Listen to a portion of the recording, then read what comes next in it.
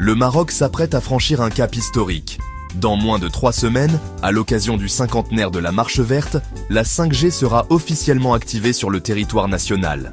Un lancement attendu depuis des années qui marque l'entrée du royaume dans le cercle restreint des nations connectées à très haut débit. Derrière cette réussite, une préparation méthodique. Depuis 2020, l'ANRT a posé les bases techniques et juridiques, testé les fréquences et organisé la montée en puissance des opérateurs. Maroc Télécom, Orange Maroc et Inouï ont déjà validé leur réseau dans les grandes villes, prêts à se livrer une bataille commerciale sans merci pour conquérir le public. Maroc Télécom compte sur sa force de frappe et le soutien d'Etisalat, son allié du Golfe.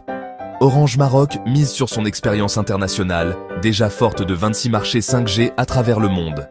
Inouï, plus agile, veut séduire par la créativité de ses offres et une expérience client 100% digitale. Les premiers forfaits seront dévoilés dans la foulée du lancement officiel avec une promesse: connecter tout le Maroc, des particuliers aux grandes entreprises.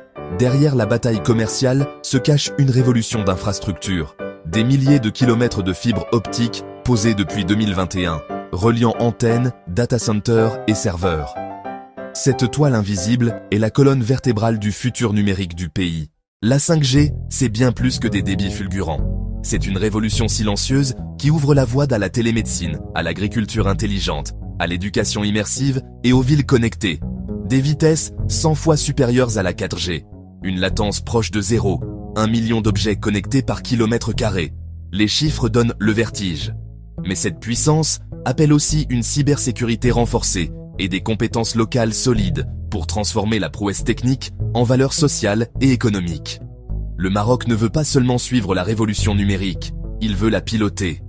Et le lancement de la 5G en sera le signal le plus fort, celui d'un pays qui choisit la souveraineté technologique comme horizon. Si ce genre d'histoire t'intrigue, abonne-toi, d'autres arrivent très vite.